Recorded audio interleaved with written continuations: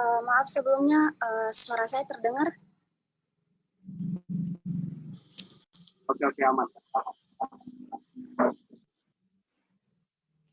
Jadi berhubung narasumber kita sudah bergabung pada hari ini, jadi sepertinya kegiatannya sudah bisa dimulai ya.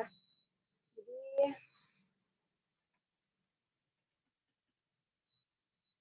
Bismillahirrahmanirrahim.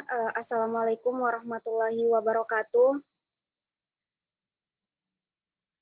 Yang terhormat narasumber kita pada hari ini, Profesor Dr.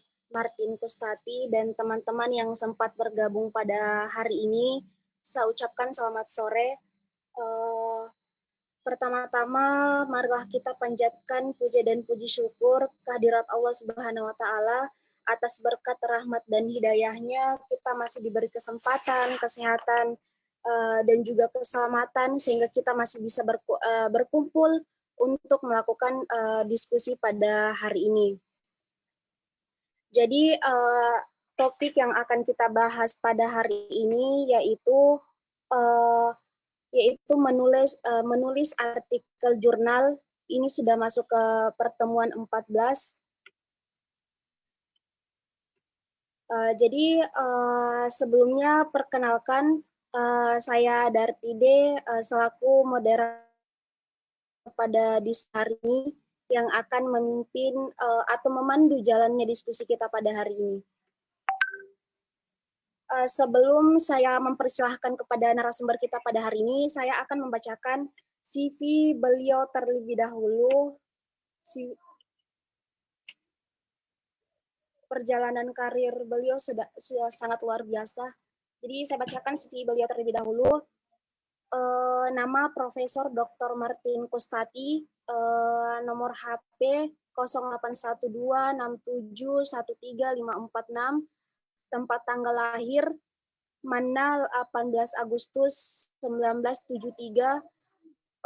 Kemudian emailnya bisa di email di martinkustati@uinib.ac.id.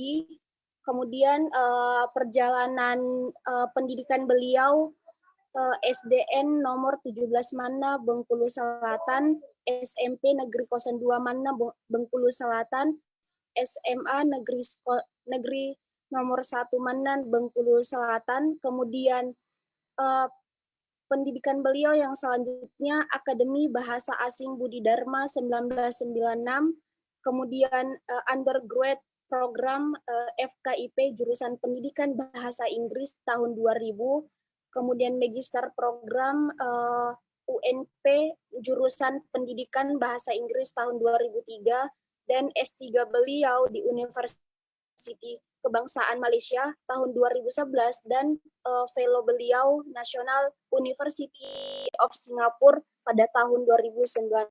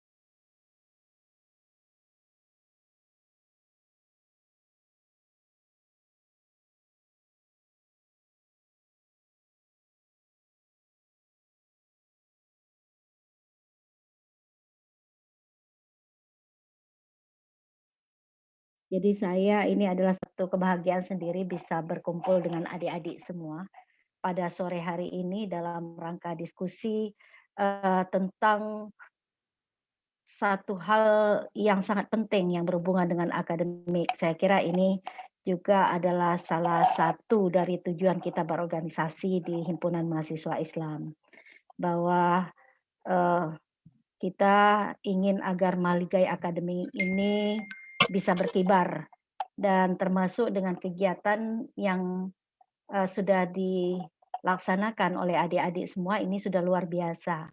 Ya, selama 15 hari maraton saya lihat saya ini hampir penutup ya, penutup kedua terakhir ya. Setelah itu kan ada satu lagi narasumber yang akan memberikan. Saya kira untuk materi ini sudah banyak sekali adik-adik mendapatkan dari kakak-kakaknya sebelumnya. Kemudian termasuk itu semuanya adalah teman-teman saya di jurnal, dan saya yakin bahwa kakak-kakak yang sebelumnya sudah memberikan materi yang luar biasa dan komprehensif terhadap penulisan artikel untuk jurnal.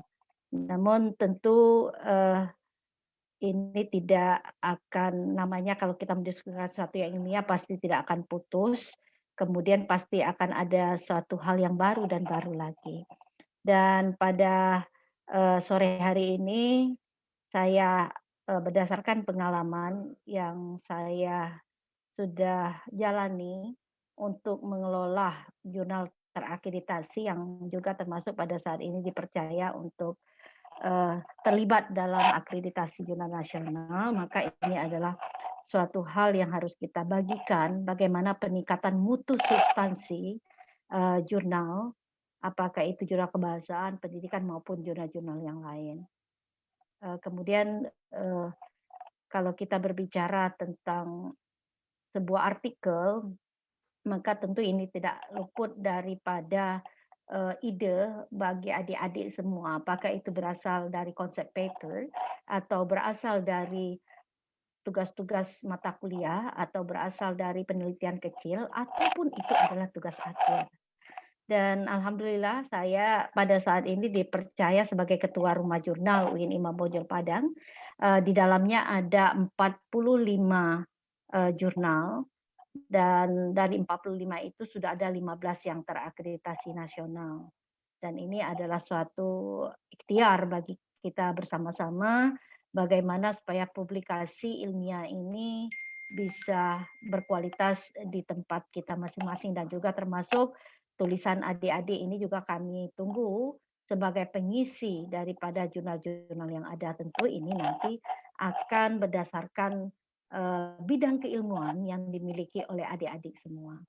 Dan saya adalah ketua jurnal daripada Al-Ta'lim. Jurnal Al-Ta'lim itu adalah jurnal pendidikan, dan ini berada di Fakultas Tarbiyah dan Keguruan UIN Imam Bonjol Padang, dan sudah terindeks di Sinta 2. Jadi boleh nanti kalau adik-adik ingin menulis, silakan layari di laman http jurnal tarbiyah ineb.ac.id indeks PHP At-Ta'lim. Maka akan langsung ke laman jurnal kita, dan silakan ikuti daripada template yang ada atau petunjuk penulisan atau gaya selingkung yang ada.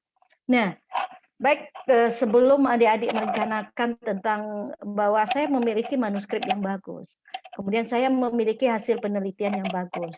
Nah, bagaimana supaya ini layak untuk dipublikasikan di jurnal-jurnal terakreditasi maupun jurnal internasional? Tentu itu adalah cita-cita kita bersama, bahwa apa yang sudah kita hasilkan ranah akademik ini tidak hanya untuk disimpan untuk kebutuhan kita sendiri, tetapi kita ingin orang lain membaca. Semakin banyak orang lain membaca, maka tulisan kita ini tentu akan semakin berkualitas atau bereputasi. Dan ada beberapa hal yang perlu kita ingat, bahwa ketika kita menulis, maka kita harus yang pertama mendudukkan dulu, kira-kira topik saya yang ingin saya tulis ini apa. Nah, kalau kita berbicara tentang topik yang ingin ditulis, maka tentu ini kita ingin melirik, kira-kira apa sih kriteria yang sudah dibicarakan oleh kakak-kakaknya sebelumnya, 13 pembicara sebelumnya, mengenai apa yang diinginkan oleh pengelola jurnal nasional. Apakah itu terakreditasi di Sinta 2, Sinta 1, ataupun di Sinta 4, Sinta 3, atau Sinta 6, atau Sinta 4. Jadi dari 1 sampai peringkat akreditasi itu adalah 1 sampai 6. Dan tulisan-tulisan ini tentu berdasarkan kepada studi awal yang kuat. Artinya diinginkan bahwa ketika kita menulis ada studi awal yang kuat. Saya kira ini tidak akan menjadi kendala buat adik-adik semua yang kuliah di UIN Makassar ya atau di Universitas Makassar atau di sekitar-sekitarnya, apakah itu di PTKIS atau di swasta maupun negeri. Nah, kita sudah memiliki rancangan-rancangan daripada penelitian yang ada, termasuk kegiatan-kegiatan yang sudah kita lakukan. Kenapa ini ya tugas-tugas daripada mata kuliah dari dosen ataupun dari mentor-mentor kita ini kita tulis. Nah, tentu syarat utamanya adalah kita harus melihat dulu mana studi awalnya. Ada enggak studi awal yang kita lakukan? Yang diinginkan oleh pengelola jurnal tidak hanya sekedar kita menuliskan konsep saja. Nah, konsep boleh, tetapi tentu ini harus harus mendalam, mencukam kepada teori-teori yang ada di bidangnya. Kita harus banyak membaca. Kemudian, yakinkan bahwa pada tulisan yang akan kita submitkan di jurnal-jurnal nasional itu harus ada kebaharuan temuan yang diperoleh. Artinya, boleh saja topiknya mirip. Ya, misalnya kalau di bidang pendidikan, misalnya tentang metode pengajaran, jigsaw. Nah, jigsaw itu kan sudah ribuan orang menulis. Namun, coba dicari apa yang bisa kita masukkan gap-nya, pengisi yang baru itu apa. Misalnya di dalam temuan kita ini, yang baru di dalam artikel yang kita tulis itu adalah, walaupun dia jigsaw, ya, tetapi sudah menggabungkan dengan penggunaan media yang berbasis kepada media teknologi, artinya media online. Nah, maka ini akan ada ya ketika kita membungkus secara komprehensif ini akan memberikan sesuatu yang baru bahwa jigsaw ternyata tidak hanya bisa dilakukan di kelas luring tetapi bisa juga dilakukan di kelas daring. Kemudian tentu tulisan-tulisan kita ini kita menginginkan bahwa di bidang kita masing-masing apakah orang matematika, orang sains, orang fisika, orang bahasa, orang agama atau jurusan-jurusan yang ada, bahwa tulisan yang kita hasilkan itu harus memiliki dampak dalam bidang keilmuan, harus ada kontribusi. Nah, ketika kita menulis kita pikirkan, kira-kira tulisan yang kita hasilkan ini ada nggak dampaknya buat bidang keilmuan yang sedang kita dalami? Apakah itu menambah wahana daripada grand theory yang ada, atau ada sesuatu baru sebagai solusi yang kita tawarkan di bidang keilmuan kita? Kemudian pastikan bahwa draft artikel, draft manuskrip yang kita tulis itu adalah memiliki topik artikel yang spesifik dan unik. Nah, ini yang harus kita pikirkan. Yang saya tadi sudah kemukakan bahwa boleh saja ini adalah topik-topik yang sudah banyak dikaji orang, tetapi tentu ini harus melihat adanya sesuatu yang memunculkan sesuatu yang baru. Nah, ada beberapa hal nanti yang harus kita pikirkan. Ini kan sudah 14 dengan saya diundang pengelola jurnal termasuk editor in chief. Dan pasti kita tidak ingin bahwa artikel-artikel manuskrip yang kita tulis itu akan ditolak oleh pengelola jurnal. Jadi tolong tulis sebuah artikel ataupun manuskrip itu yang pengelola jurnal berdosa kalau ingin menolaknya. Saking bagusnya tulisan kita itu. Saking barunya tulisan kita itu. Saking menariknya tulisan kita itu. Jadi jangan sampai kita melakukan pada tulisan artikel-artikel kita itu memiliki kemiripan topik tetapi tidak ada yang baru. Boleh saja mirip tetapi tolong apa sih sisi-sisi gap, sisi-sisi hal yang baru yang bisa kita tawarkan kepada pembaca. Kemudian ketika manuskrip yang masuk ke kami sebagai pengelola jurnal, yang kami rasakan bahwa ada sasaran penelitiannya masih lokal. Nah, artinya masih dalam satu kelas saja atau dalam satu sekolah saja. Jadi misalnya judulnya misalnya tentang penerapan daripada jigsaw untuk meningkatkan kemampuan pendidikan agama Islam, ya kemampuan pendidikan agama Islam dan budi pekerti siswa SMP sekian. Nah, ini ketika ada kelas A, kemudian SMP sekian, itu kan sasaran penelitian masih hanya dalam ruang lingkup sendiri, masih bermain di dalam area sendiri, satu kampus saja atau satu tempat saja, satu sekolah saja. Nah, ini yang coba dipikirkan jangan sampai kita melahirkan artikel-artikel yang sasaran penelitiannya masih lokal. Nah, artinya temuan penelitian ini harus memiliki transferability untuk kebutuhan tempat-tempat lain. Dan yang menjadi kelemahan kenapa artikel ini ditolak, ternyata dampak temuan ini kurang nyata. Ya, hanya sebatas mengulangi redundansi daripada apa yang pernah dilakukan oleh orang selama ini.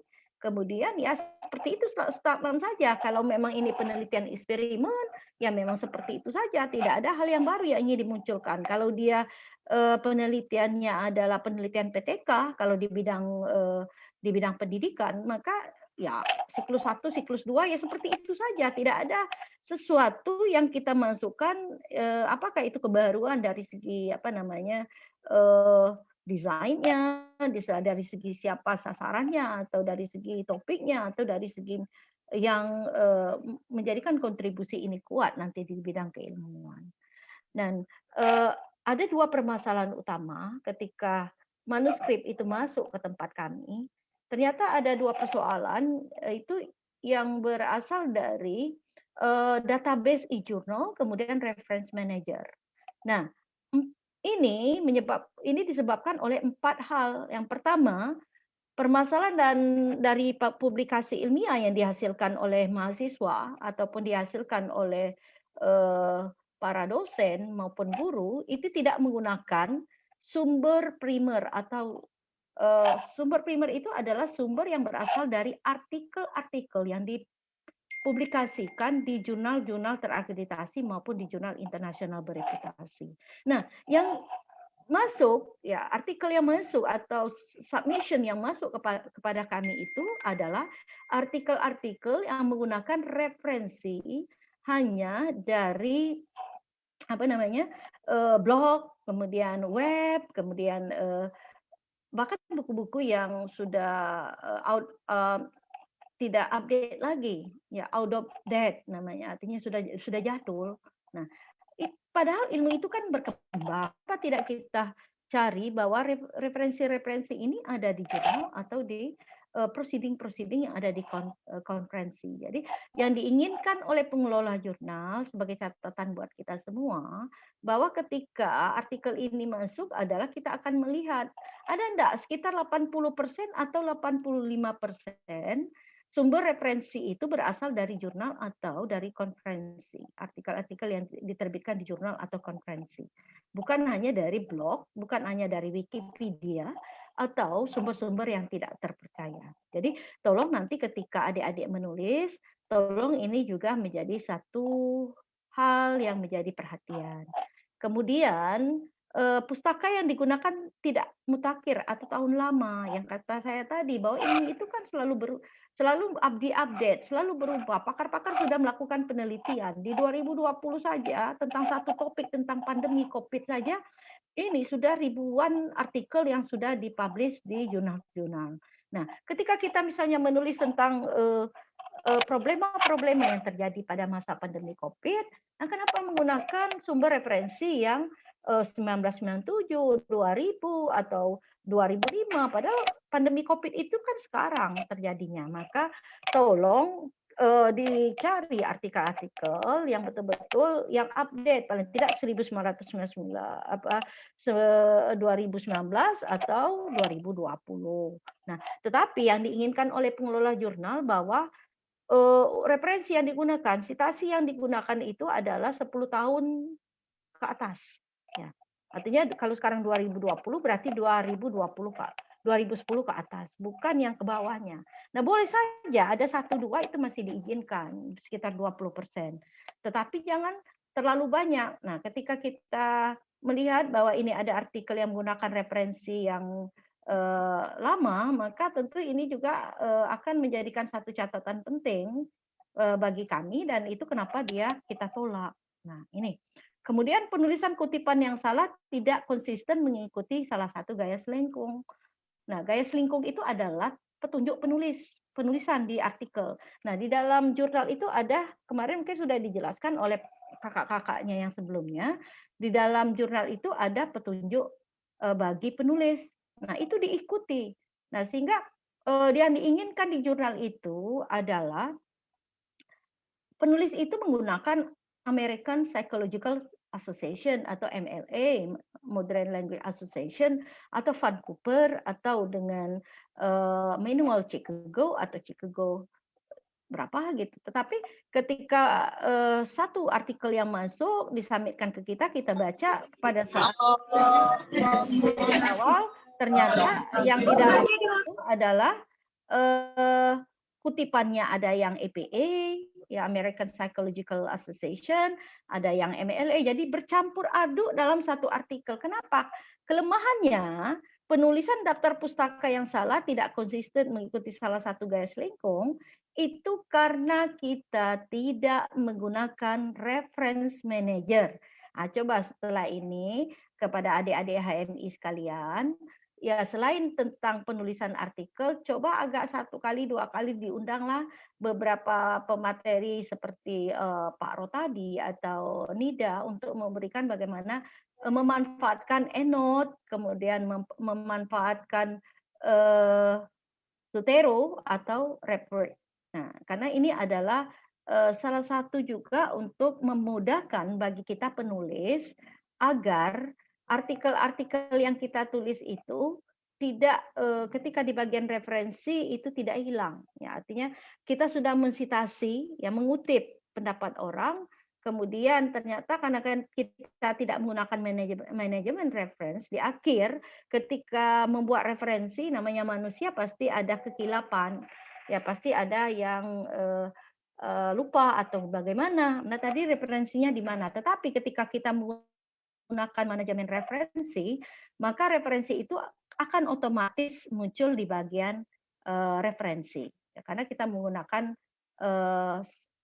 platform daripada EndNote, Mendeley, Zotero, atau RefWorks. Jadi itu. Nah, jadi kalau ini sudah pertemuan ke-14, saya kira sudah memiliki draft artikel. Nah, maka draft artikel yang sudah adik-adik buat, jadi ini harus dilihat lagi.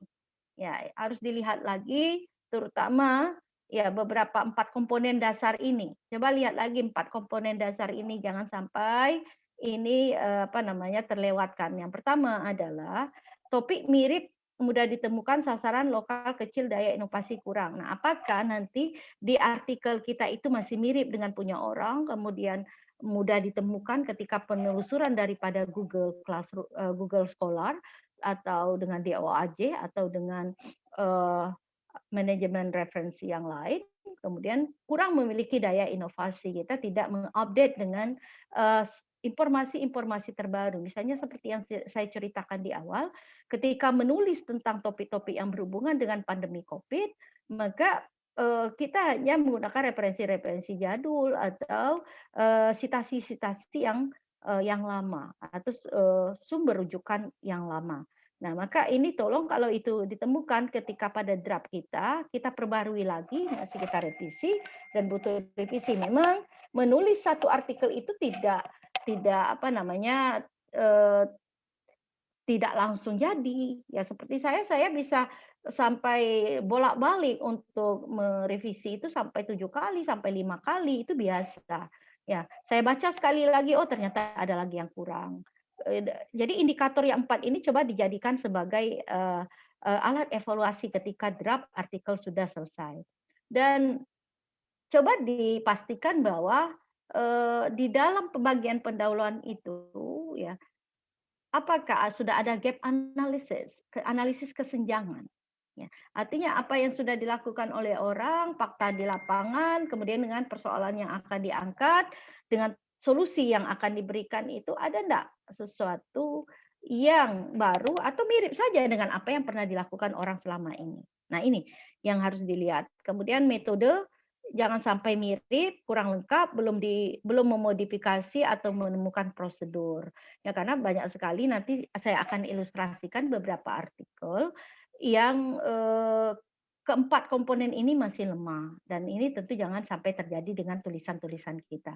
Karena saya yakin adik-adik yang tergabung di dalam HMI ini adalah adik-adik yang memiliki daya inovasi yang baik dan yang bagus.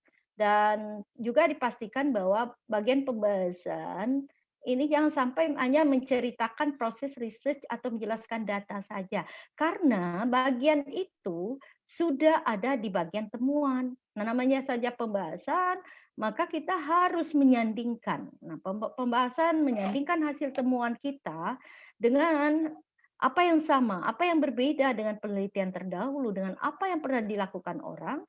Jika dia berbeda, nah di sana letak novelty kita. Nah, ini yang berbeda dari temuan orang. Bahwa saya, novelty itu adalah kebaruan.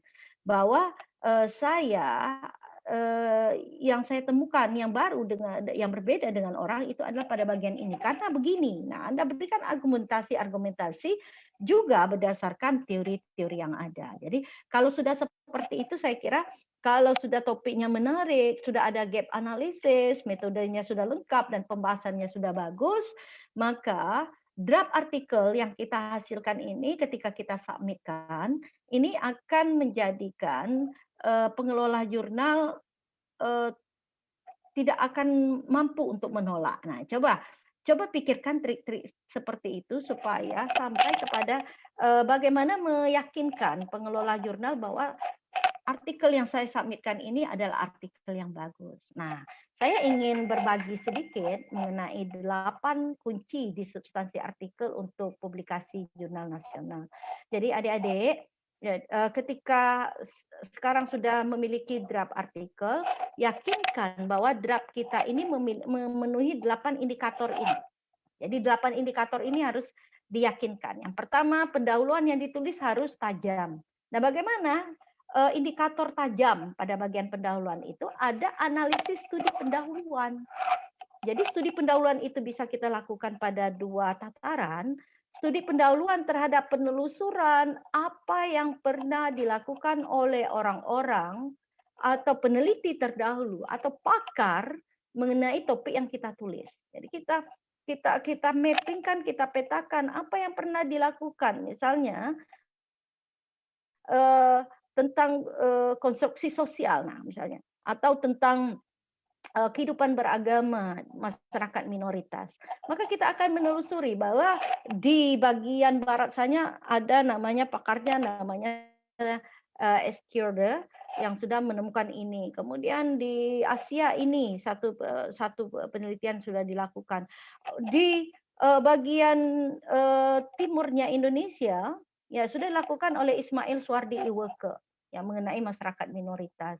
Di Sumatera Barat sana sudah ada Martin Kustati yang melihat tentang bagaimana fenomena arat sabulungan pada masyarakat minoritas. Ya. Nah ini kemudian termasuk juga di tempat kita meneliti. Nah itu yang dinamakan dengan analisis studi pendahuluan. Kemudian kita pastikan juga yang kedua analisis studi pendahuluan itu analisis yang berasal dari data awal di lapangan.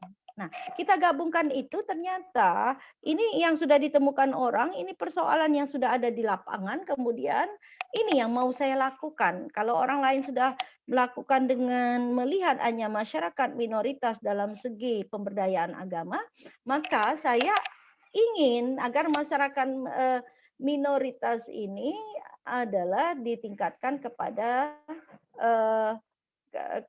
kemampuan untuk mempraktekkan tentang praktek ibadah yang benar. Nah, maka itu yang menjadi apa namanya yang membuat ya sebuah pendahuluan itu tajam. Artinya kita sudah menelusuri apa yang pernah dilakukan orang. Kemudian ketika ada gap analisis yang kita lakukan di bagian pendahuluan ini kan ada analisis kesenjangan. Tadi yang sudah saya katakan, kata teori begini, kata temuan begini, dan menurut data awal di lapangan begini, kemudian ini yang harus saya lakukan. Kemudian ketika kita mengutip, merujuk, atau melihat, memappingkan penelitian-penelitian terdahulu itu, maka kita harus mencari rujukan dari jurnal.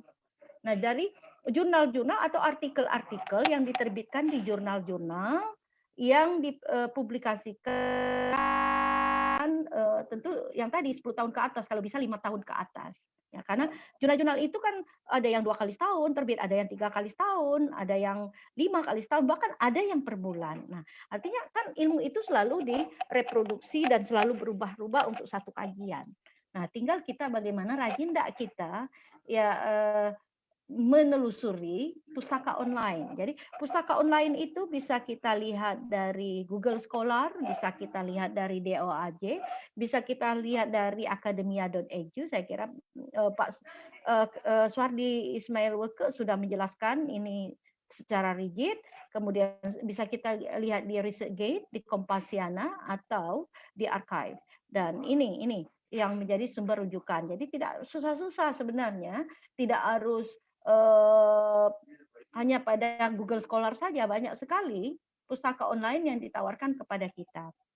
Dan tinggal kita mau tidak untuk menelusuri ini untuk kepentingan penulisan kita. Saya kira adik-adik ini kan adalah generasi yang sudah melek dengan gadget.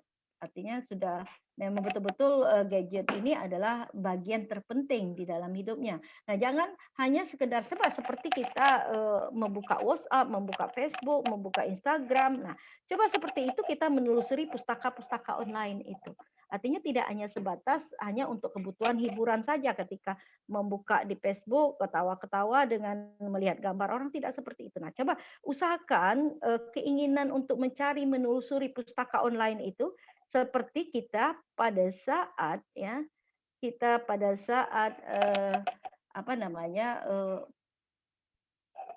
membuka Instagram, membuka WhatsApp dan lain-lain. Nah, kemudian di bagian yang ketiga ya.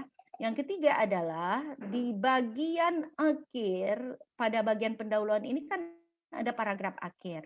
Maka tolong dituliskan satu paragraf yang berisi tutup dia dengan tujuan penelitian atau rumusan masalah.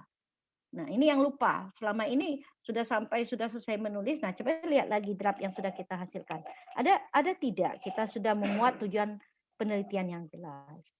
Kemudian tadi yang saya katakan, indikator keempat, yakinkan bahwa metode penelitian lengkap dan jelas. Artinya tidak hanya konsep-konsep yang kita tuliskan, tidak hanya kutipan-kutipan dari pakar, dari pendapat pakar. Oh, metode kualitatif ini adalah begini-begini, tidak perlu kata Silberman begini, tidak perlu sampai ke situ. Jadi yang diinginkan adalah kita menjelaskan sesuatu yang operasional pada bagian metode. Apa desainnya, bagaimana siapa subjeknya atau informannya, atau kalau dia kuantitatif siapa populasi, siapa sampelnya, kemudian dengan apa diambil, bagaimana cara menentukan populasi dan sampel. Jadi itu yang harus jelas. Kemudian pada bagian instrumen harus jelas kalau dia kualitatif, misalnya wawancara sifatnya terbuka, tertutup, berapa item pertanyaan, tentu berdasarkan indikator ya, karena kita sudah mengambilnya dari hasil penelitian kita. Siapa sasarannya, nah siapa yang diwawancarai, apa kriteria orang yang diwawancarai, ini harus jelas.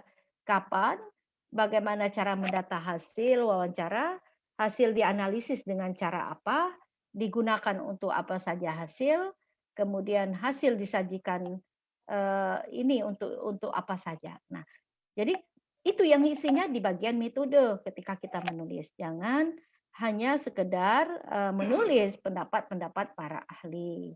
Nah, ini. Kemudian yang kelima, hasil disajikan secara menarik dalam bentuk tabel, grafik, dan diagram atau gambar. Jangan pernah secara langsung dari hasil misalnya penelitian kuantitatif, hasil analisis SPSS itu jangan langsung diambil mentah-mentah, tapi harus dibuat dalam sebuah tabel, grafik, atau diagram yang menarik. Jangan langsung tabel mean, median, mode itu masuk langsung kepada hasil penelitian, itu kurang menarik. Tetapi bikin lagi apa kesimpulan kita terhadap hasil analisis di dalam analisis SPSS ini. Kalau dia kualitatif, memungkinkan juga kita membuatnya dalam bentuk tabel hasil penelitian ini, tetapi hasil tabel ini adalah berisi indikator, ya, indikator daripada wawancara. Nah, kalau kita lihat indikator wawancara apa? Nah, ini yang per indikator, atau kalau dia observasi, apa indikator observasi? Nah, ini yang harus kita lihat. Nah, kemudian pembahasan gunakan referensi dari berbagai jurnal untuk menyandingkan dan membandingkan temuan utama penelitian. Itu yang kata saya di awal tadi, ketika hasil sudah kita sajikan, maka hasil ini jangan ditarik lagi di bagian pembahasan, sehingga terjadi redundansi, pengulangan. Tetapi apa yang harus ada di bagian pembahasan adalah kita menyandingkan dengan apa yang pernah dilakukan orang, apa yang berbeda, apa yang sama.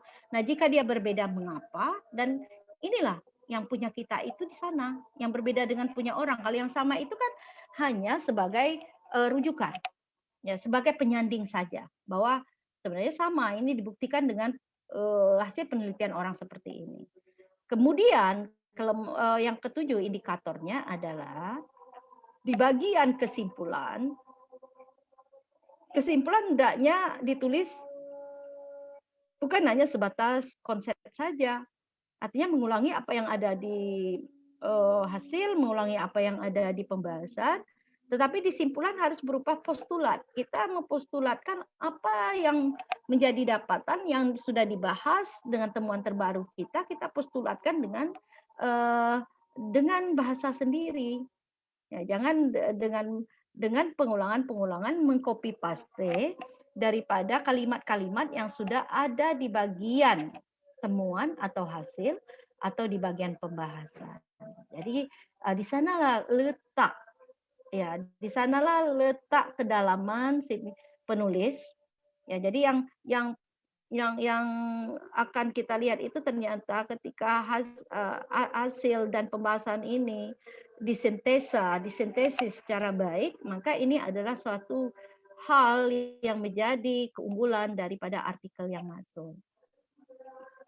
Dan pastikan bahwa referensi yang digunakan adalah referensi-referensi yang berasal dari jurnal bereputasi. Jadi dari jurnal bereputasi. Jadi yang dikatakan bereputasi itu apa? Kan sudah dijelaskan dengan kakak-kakaknya. Ya seperti sudah Islamika di bawah di bawah NIDA. Jadi di bawah NIDA itu ada Studia Islamika yang sekarang sudah menjadi jurnal internasional bereputasi, atau di jurnal-jurnal yang kakak-kakaknya termasuk yang jurnal saya itu kan sudah bereputasi nasional atau terakreditasi nasional. Maka pastikan bahwa kita menggunakan referensi itu bukan hanya referensi-referensi dari web-web yang tidak terpercaya seperti blog, Wikipedia maupun web-web ataupun tulisan-tulisan lepas yang ada di Google biasa. Maka untuk ini saya ingatkan, saya sarankan kepada adik-adik semua, jangan sampai ketika menulis artikel itu membuka di laman Google, karena laman Google itu kan bercampur aduk. Ada yang dari jurnal, ada yang dari tulisan lepas, ada yang dari blog, ada yang dari Wikipedia dan lain-lain. Tapi kalau Google Scholar, pasti dia ini adalah sebagai lembaga pengindeks ya terbesar yang mengambil artikel-artikel yang ada di jurnal-jurnal yang sudah bagus. Jadi itu. Jadi tolong perhatikan lagi bahwa inilah 8 kata kunci dari substansi artikel untuk tujuan publikasi ini. Jadi mulai dari pendahuluan, gap analysis, tujuan penelitian, metode, hasil, kemudian pembahasan, simpulan maupun referensi harus diperhatikan. Nah, kalau ke-8 hal ini sudah ada di artikel yang kita tulis, saya kira tinggal satu tahap lagi, adik-adik kalau kita submitkan ke jurnalnya bahasa Inggris, maka adik-adik juga harus membacakan kepada pakar-pakarnya bahasa Inggris, dosen kita ataupun teman-teman yang sudah pandai bahasa Inggris, karena persoalan bahasa juga adalah salah satu hal yang menjadi catatan juga. Kalau salah menyampaikan ide dalam penggunaan bahasa, tentu juga ini juga akan berimplikasi tentang makna. Nah, maka namanya proofreader, ya diberikan kepada proofreader. Atau kalau memang yang ada di Goa ini, ya adik-adik HMI yang ada di Goa, kemudian ini kan bisa, ini kakak-kakaknya ini kan sudah banyak yang pakar-pakarnya jurnal. Ya sekali-kali kalau sudah selesai kasihkan sama Pak kakak Suwardi Iwekenya atau ke yang lain-lain ya yang sudah memberikan tadi. Nah itu. Nah ini beberapa hal yang mungkin yang perlu dihindari bagi kita semua. Padahal ini ya kebetulan ketika saya sedang melakukan penilaian terhadap jurnal, maka ketika ini yang terjadi, judul-judul seperti ini adalah judul-judul yang berbau skripsi, yang berbau tesis, yang berbau hasil penelitian. Tidak usah dituliskan serigid ini. Misalnya kemampuan representasi matematis peserta didik pada materi, misalnya relasi dan fungsi. Nah, maka kelas 8B, SMP Darul Ulum, Ulus Kampung ini tidak usah ditulis. Yang panjang-panjang seperti ini. Yang disyaratkan oleh judul-judul jurnal nasional itu adalah 12 untuk bahasa Inggris, 12, hitung 12 suku kata. Atau paling banyak 16 untuk 14 sampai 16 untuk versinya bahasa Indonesia. Dan kalau bisa tolong dihindari penulisan sampai rigid kelas SMP ya. Ini kan kalau untuk skripsi, untuk tesis ini nggak apa-apa. Nah, termasuk yang ini juga kan, ini lengkap sekali dari kelas berapa, sekolahnya di mana.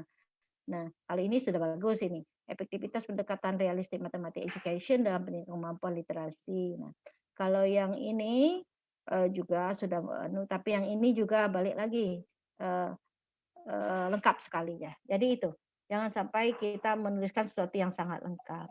Nah, yang tadi saya katakan bahwa ada yang urgen sebelum metode atau gap analisis tujuan penelitian yang rinci itu adalah kita harus menelusuri di bagian sini. Kalau ini kan baru konsep-konsep saja, tidak ada dia menelusuri apa yang pernah dilakukan orang selama ini, kemudian terhadap topik yang dia angkat.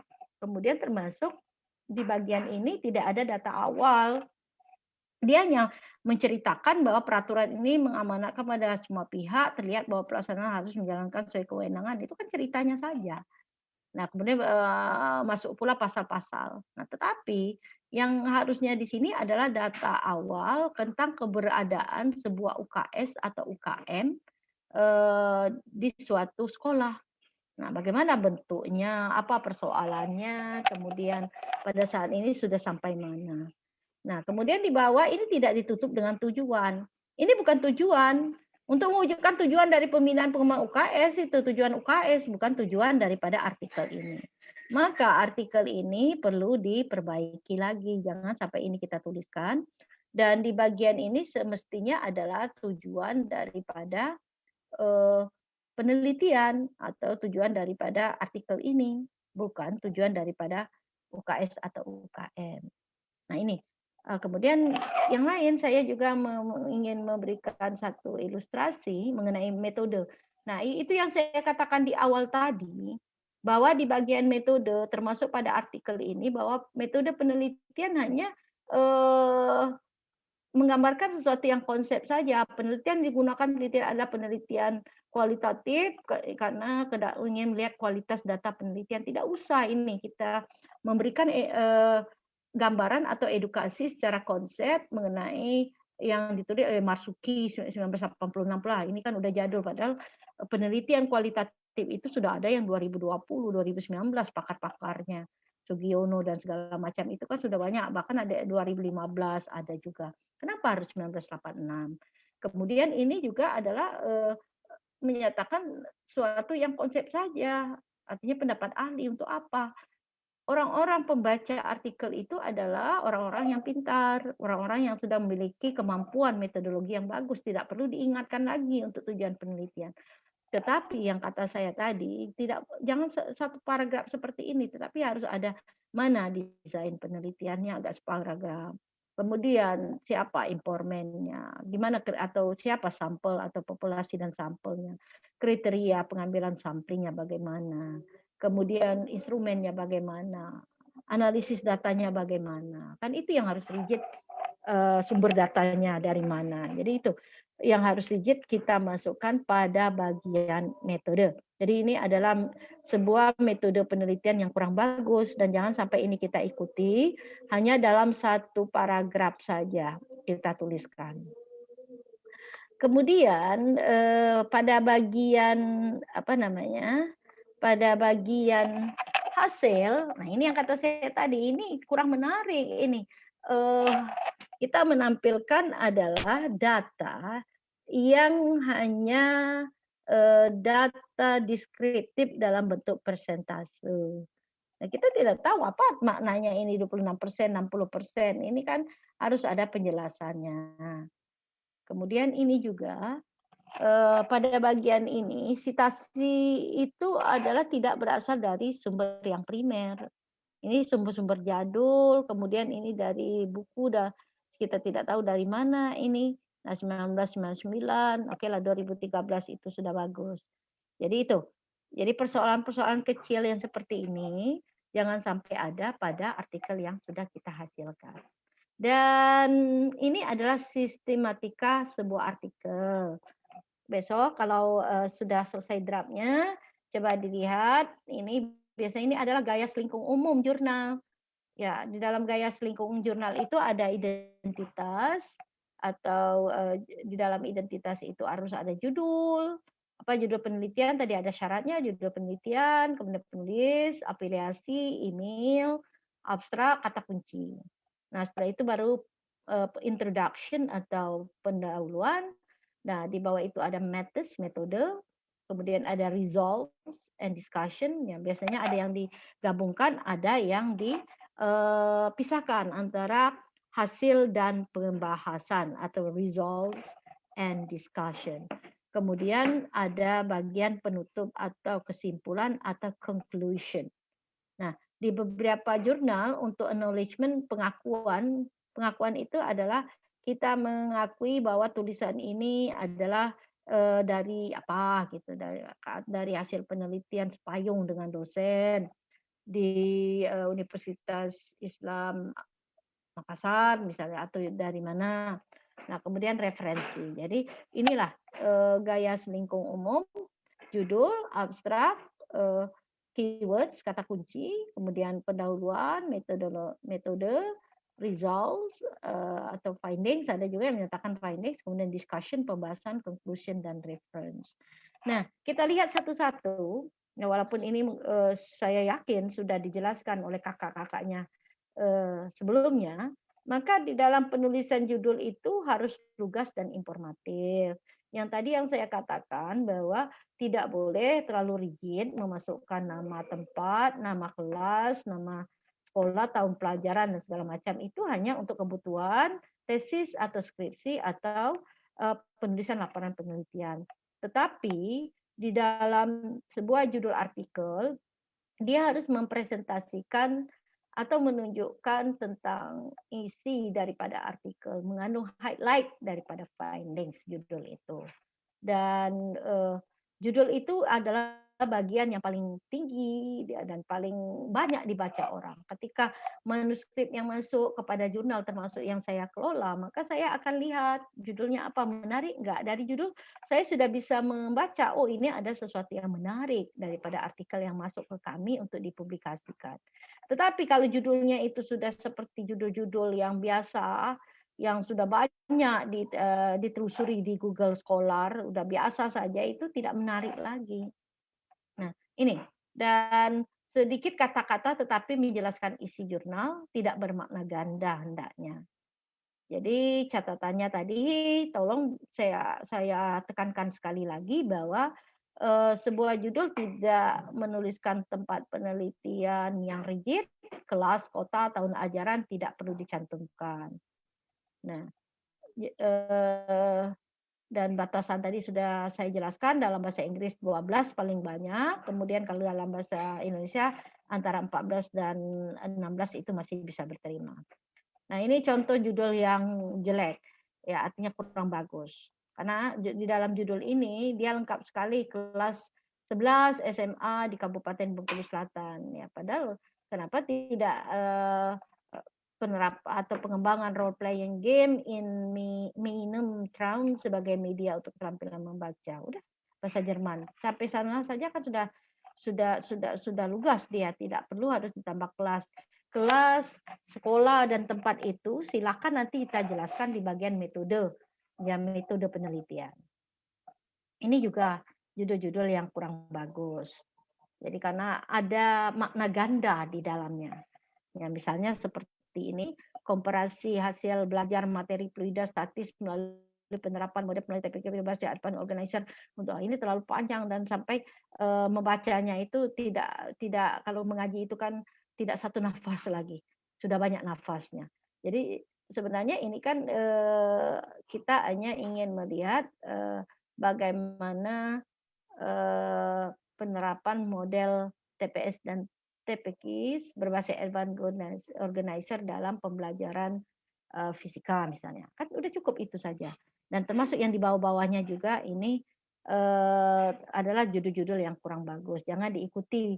Besok coba dilihat lagi dan ditinjau lagi ya apa yang sudah didapatkan selama 15 kali pertemuan dengan kakak-kakaknya sehingga artikel yang kita tuliskan ini memiliki judul yang bagus. Masalah afiliasi, alamat dan afiliasi. Alamat afiliasi institusi jangan pakai jabatan mahasiswa atau kalau dia sudah dosen atau ada gelar doktor from ya saya coba lihat di Google Scholar saya kan udah banyak juga itu tulisan-tulisan yang sudah masuk ke Google Scholar tidak ada gelar prop, tidak ada gelar apa, cukup Martin Kustati saja ya atau Dwi Hastuti saja atau Sem Linda Justra saja atau Askanur saja ya. Nah ini contoh judul yang jelek. Contoh aplikasi yang jelek. Ini pakai NIM, ketahuan sekali bahwa ini adalah tugasnya mahasiswa. Jadi Cindy Raka, siswi, NIM sekian, email. Bahkan pakai nomor HP pula lagi.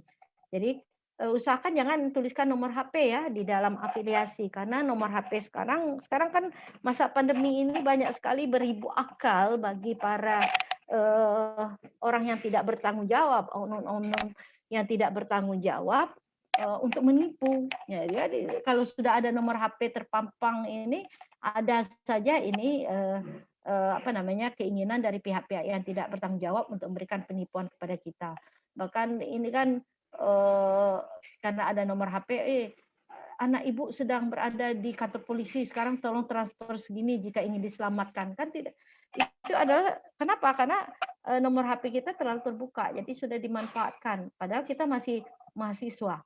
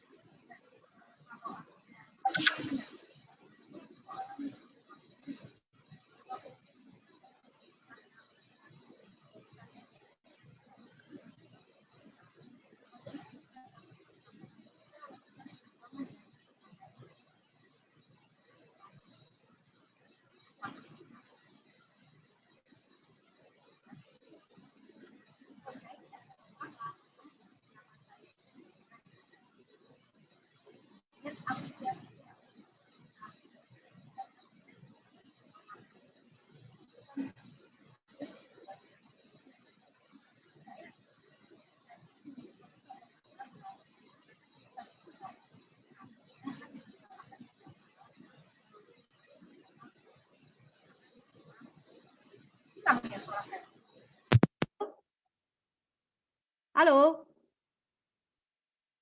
Bisa dengar? Halo? Iya, Bu. Baru kedengaran, Bu. Oh iya ya, saya mungkin jaringan ya.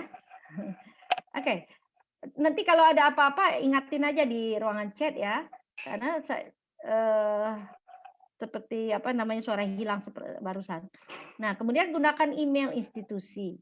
Kita juga memiliki email, ya silakan mau gunakan email institusinya kampus kita atau mungkin ada email kita di HMI. ya boleh saja, tapi saya sarankan menggunakan email yang Gmail. Ya, yang Gmail.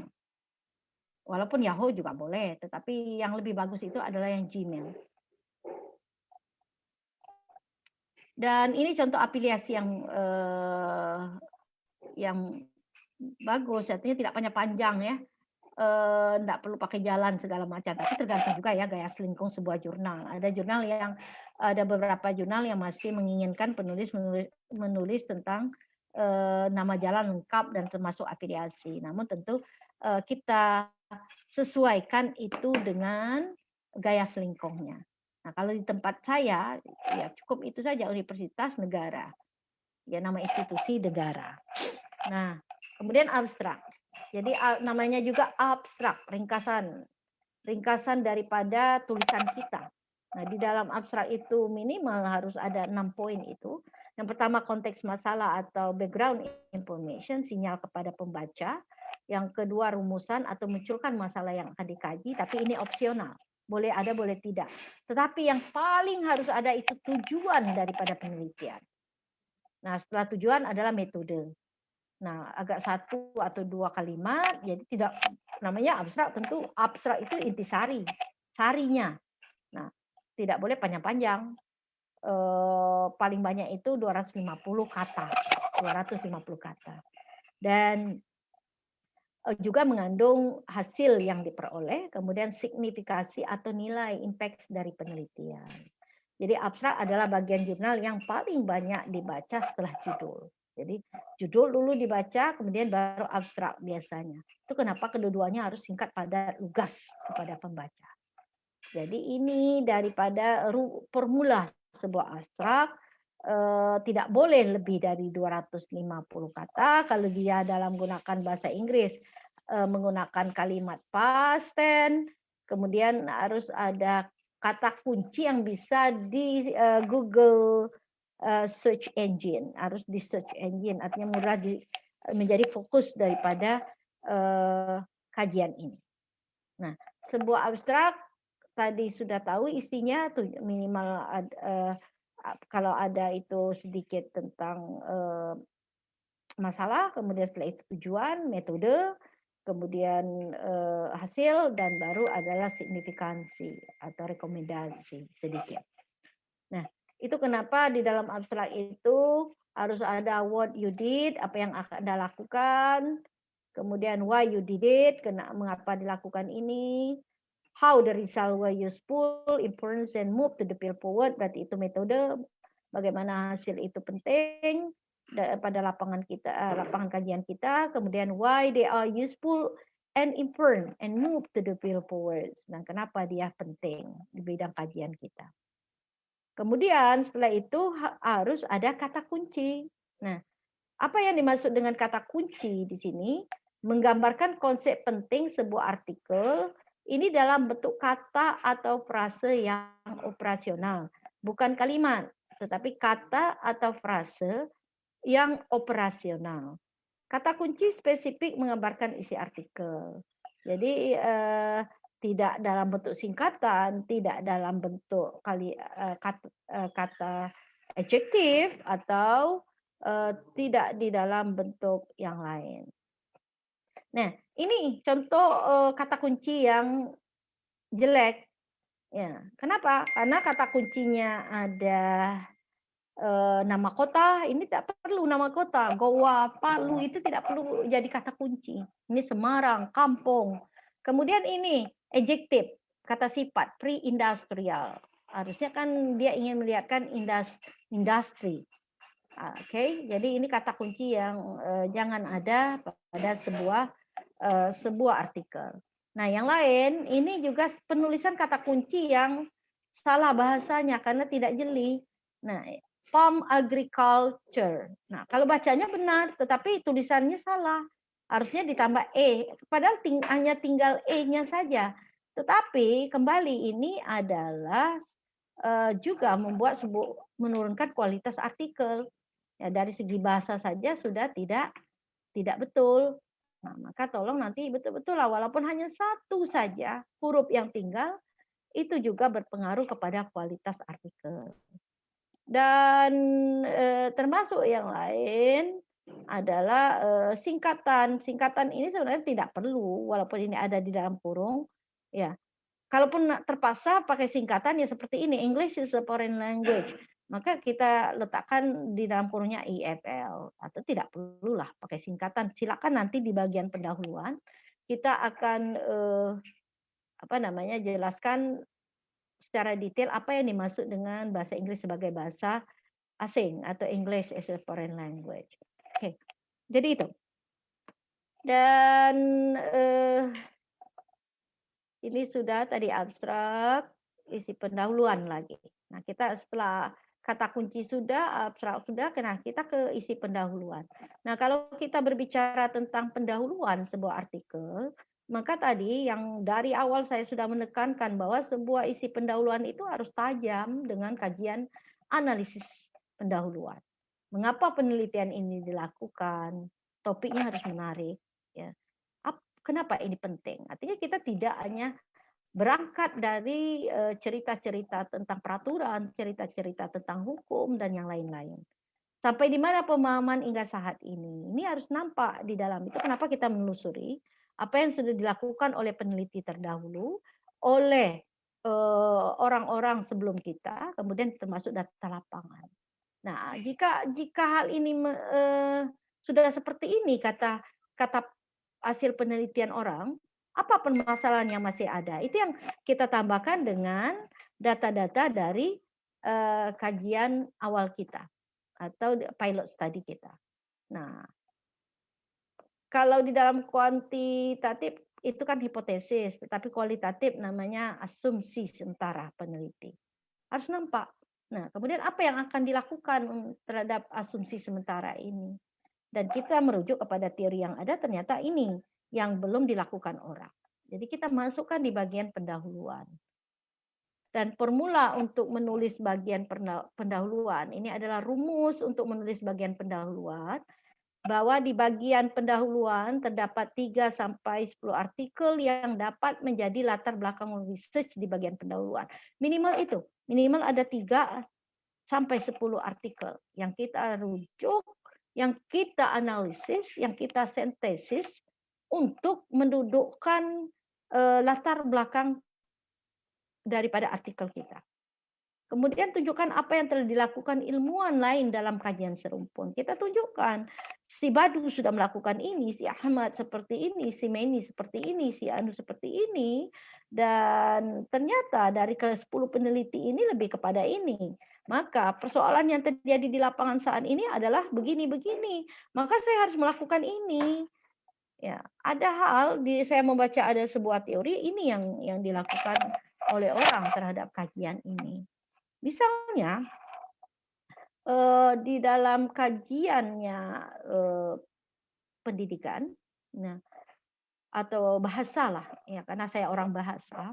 Di dalam kajian bahasa itu sudah biasa beberapa pakar sudah menyatakan bahwa untuk menganalisis sebuah tindak tutur, sebuah wacana, ini digunakan dengan Perlog, teori Perlog. Dan ini hasil penelitian si A sudah begini, melakukan analisis Perlog, si B sudah begini, si C sudah begini. Namun persoalannya sekarang, dari data yang saya baca, ternyata ada wacana-wacana atau isi-isi surat kabar atau isi-isi koran-koran yang dulu pada tahun ketika Menteri Kesehatan pada masa flu burung itu sudah banyak sekali memberitakan tentang Menteri Kesehatan ini. Nah, ketika ini, ternyata tidak dengan Perlog lagi karena Menteri Kesehatan itu kan perempuan dan ini dari sudut segi pandang bahasa-bahasanya yang ada di koran ini ada kajian feminisme yang harus saya angkat. Ternyata untuk kajian diskursus analisis ada satu teori yang sudah mengarah kepada kajian gender itu dengan analisis Sarah Mills. Analisis wacana Sarah Mills. Maka saya harus melakukan kajian-kajian diskursus analisis terhadap koran-koran yang telah memberitakan Menteri Kesehatan ini dari sudut pandang analisis kajian gender dengan menggunakan analisis wacana Sarah Mills. Itu yang baru. saya nampakkan di bagian itu. Jadi artinya nanti tentu ada yang bertanya, bagaimana kakak kalau seandainya pada bagian pendahuluan ini ada enggak batasan standar berapa halaman atau berapa paragraf harus ada? Ini tergantung kepada ketajaman daripada materi yang terkandung di dalam artikel yang kita tulis. Bisa panjang, bisa pendek. Bahkan misalnya ada satu artikel saya yang terbitkan di jurnal international itu pada kuartil 1 itu hanya 5 paragraf saja. Tetapi di sana tajam. Di sana sudah mulai dengan penelusuran tentang apa yang pernah dilakukan orang selama ini, kemudian saya menunjukkan apa yang menjadi keunikan dari kajian orang, kemudian persoalan di lapangan seperti ini dalam paragraf ketiga. Di paragraf 4 saya baru mengatakan bahwa saya ada satu teori ya tadi yang seperti Sarah Mill tadi. Ya, saya ingin memasukkan konsep dalam menganalisis wacana ini dengan Sarah Mill. Di paragraf kelima saya baru memasukkan tujuan daripada penelitian. Ya cukup 5 saja sudah bisa dia menjadi suatu hal yang tajam untuk kita tampilkan ke pembaca dan pembaca enak membacanya daripada bolak-balik ya. Ada satu artikel yang masuk atau beberapa artikel yang masuk ke kita, ternyata dia mulai dari pengertian, kemudian konsep, dia masuk lagi kepada tujuan, dia balik lagi sehingga bolak-balik dalam sebuah pendahuluan itu kepada ide yang seperti itu. Jadi itu yang jangan terjadi. Nah, ini saya ilustrasikan satu penelitian saya di Jurnal International of Instruction, Q2, kuartil 2. Jadi saya ingin melihat kajian multikultural pada pembelajaran bahasa. Jadi saya mulai bahwa orang Indonesia itu terkenal dengan negara yang multikultural dan multilingual. Apa buktinya? Saya nyatakan, ya. Saya ambil apa yang pernah ditemukan oleh Masin Nambau dan Heinen 2002. Ya, kebetulan artikel ini 2018 terbitnya. Today there are 650 languages and dialects spoken in Indonesia. Now the 6,000 indigenous languages. Saya mengatakan seperti itu. Temuan Masin Nambau menemukan bahwa dari 650 bahasa dan dialek yang digunakan oleh orang Indonesia dari 6.000 bahasa yang ada di dunia ini. However, katanya, namun demikian orang bahasa Indonesia masih sebagai bahasa pemersatu. Kan itu kenyataannya. Saya nyatakan begitu. Siapa yang menemukan? Adalah FAO 2009 menyatakan bahwa Indonesia is used extensively various region of Indonesia. Karena ini digunakan oleh seluruh orang yang ada di Indonesia dari Sabang sampai Merauke, dari timur sampai ke barat atau selatan sampai ke utara. People still use local languages, namun dalam konteks komunikasi sehari-hari ya tentu bahasa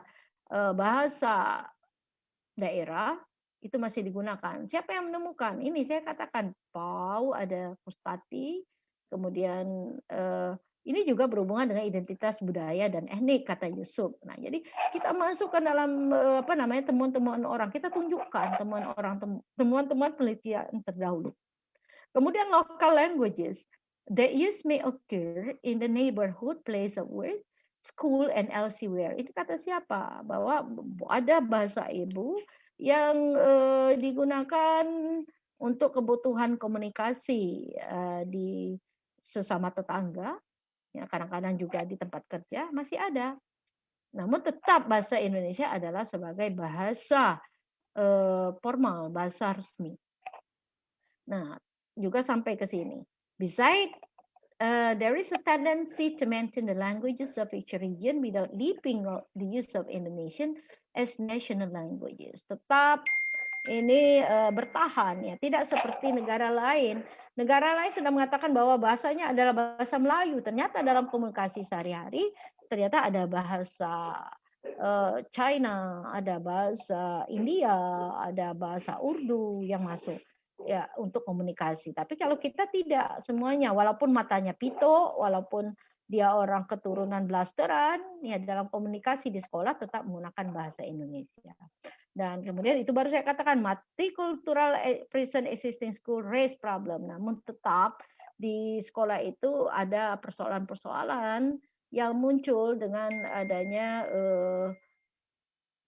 banyak budaya, ya orang-orang yang berasal dari atau peserta didik yang berasal dari budaya yang berbeda. Nah, sehingga ini juga menjadi persoalan penting yang harus dikaji, ya, karena ini akan berhubungan dengan eksistensi dari guru untuk memberikan mata pelajarannya di dalam kelas. Sehingga ini tidak menjadi ambivalent fenomena yang berkepanjangan. Nah, setelah itu saya katakan bahwa in the case of language and cultural barriers, ya, kalau orang lain tadi cuma hanya mengkaji tentang penggunaan bahasa ibu, penggunaan bahasa nasional dan yang lain-lain, tapi merujuk dari ini kebutuhan di masyarakat multikultural, saya ingin melihat adanya hambatan-hambatan secara budaya dan bahasa yang terjadi ketika guru menyampaikan materi pembelajaran di dalam kelas. Nah, maka kita akan melihat kepada cultural and linguistic understanding yang berhubungan dengan cross-cultural disposition. Nah, itu yang baru, adanya cross-cultural disposition. Apa maksudnya? Adalah adanya cross-cultural encounters. Ya, encounters itu adalah pengaruh budaya, beragam budaya yang nanti harus disikapi kepada guru dalam perubahan daripada strategi pembelajaran di dalam kelas. Maka saya nyatakan gap saya, walaupun Paris study had been carried out on the attitude of English teachers to multicultural education, namun dalam kondisi ini saya belum melihat bahwa a questionnaire was given to respondent to measure their attitude of cultural diversity and awareness. Belum ada peneliti yang menyebarkan angket untuk melihat tentang cultural and diversity awareness. Oke, jadi itu. Saya masuk seperti itu. Nah, kemudian bagian metode, jelas tidaknya penulisan metode tadi sudah saya jelaskan bahwa metode digambarkan secara jelas, namun tidak perlu sesuatu yang konsep pada bagian ini.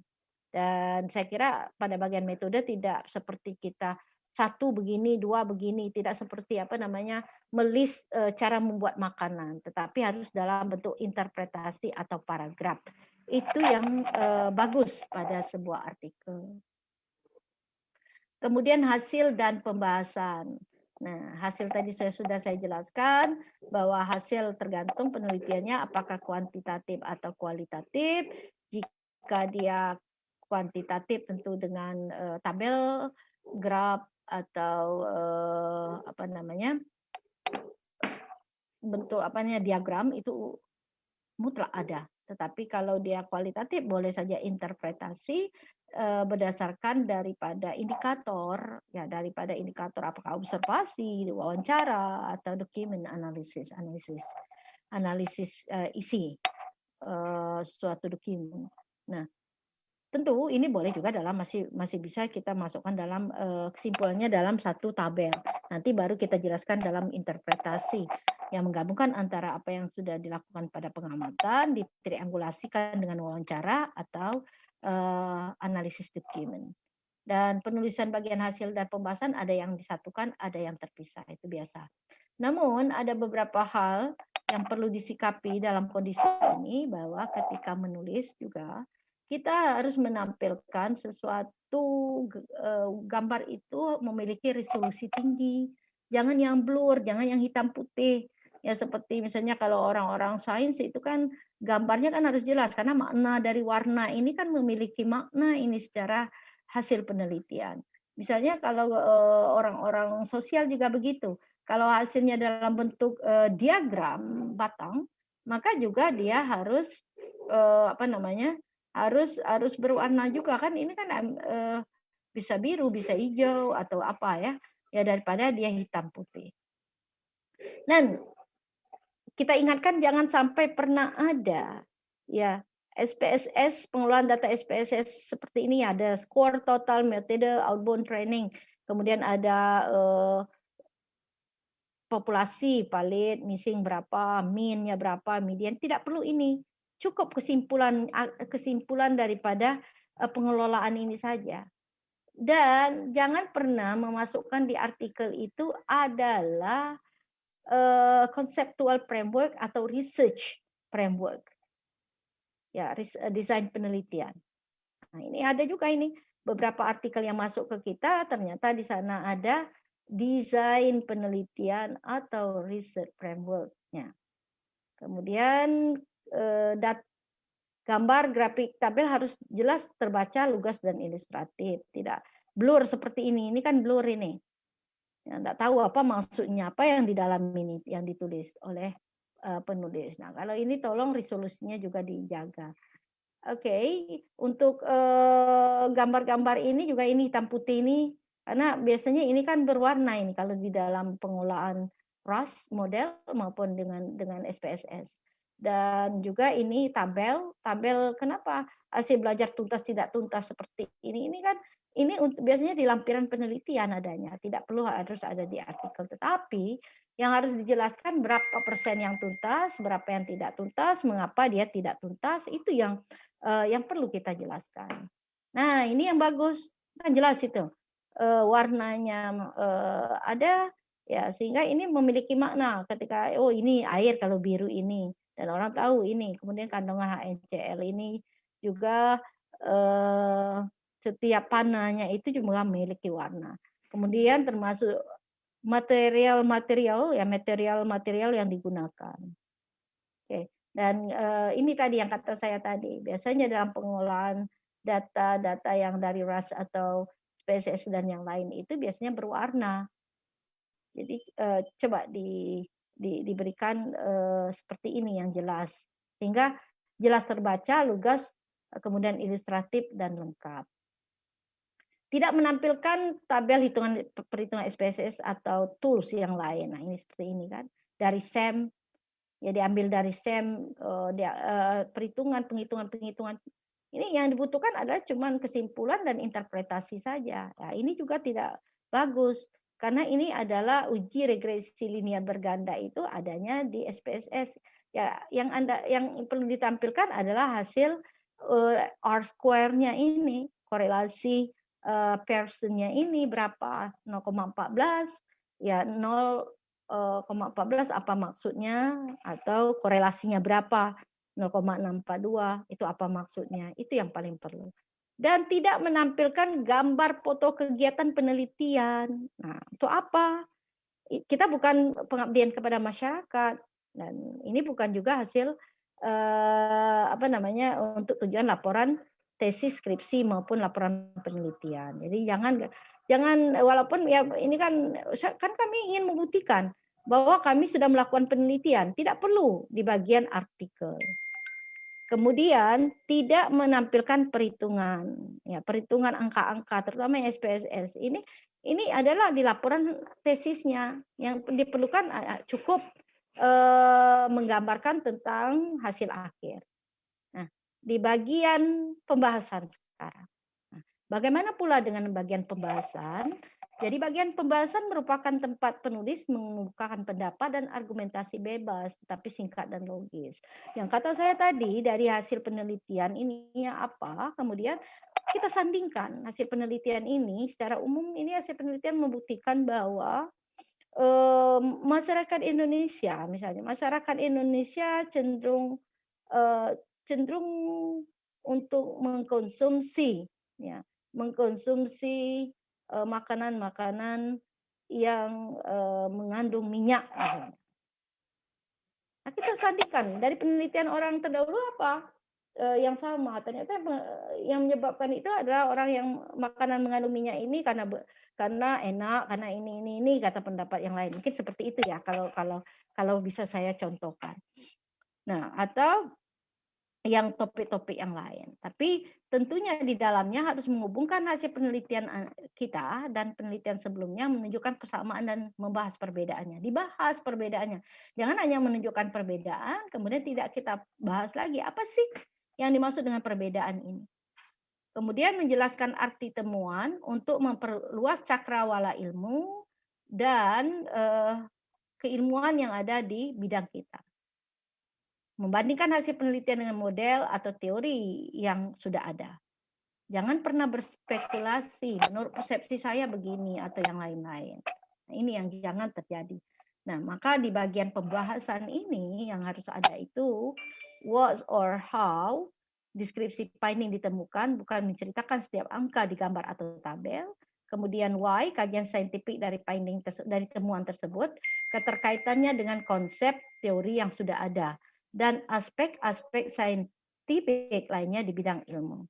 Kemudian what else? Apakah hasil-hasil temuan atau finding tersebut sesuai atau tidak sesuai, atau dia sudah baik atau lebih baik dibandingkan penelitian-penelitian sebelumnya. Itu yang sudah kita masukkan di bagian state of the art dari penelitian. Jadi disimpulkan bahwa di bagian pembahasan tidak melulu merupakan pernyataan ulang dari hasil penelitian dan harus memuat interpretasi dari data. Itu yang punya kita itu adalah interpretasi dari data yang ada. Kemudian menghubungkan hasil penelitian yang kita miliki dengan penelitian sebelumnya dengan menunjukkan persamaan perbedaan, menjelaskan logika yang memungkinkan Anda menerima atau menolak hipotesis awal kita ketika di bagian tadi kan pada rumusan bagian pendahuluan itu harus ada hipotesis sementara atau asumsi dari penelitian. Kemudian menjelaskan apa arti dari hasil yang diperoleh dan mengapa berbeda dengan orang lain. Nah, itu yang dinamakan novelty. Ketika kita menjelaskan apa arti dari hasil yang kita peroleh dan mengapa dia berbeda dengan orang lain. Ini yang punya kita. Jadi tolong itu betul-betul. Ini sebagai contoh ya. Sebagai contoh mungkin adik-adik ada yang di bidang di bidang sains. Nah, ini satu pembahasan yang menarik, satu paragraf kita buat. Kita sudah memulai, kami mengamati peningkatan kondusivitas listrik sampel secara signifikan jika suhunya dinaikkan. Hasil tersebut tampak tidak sejalan dengan pengamatan Budiono. Oke, itu berbeda dia.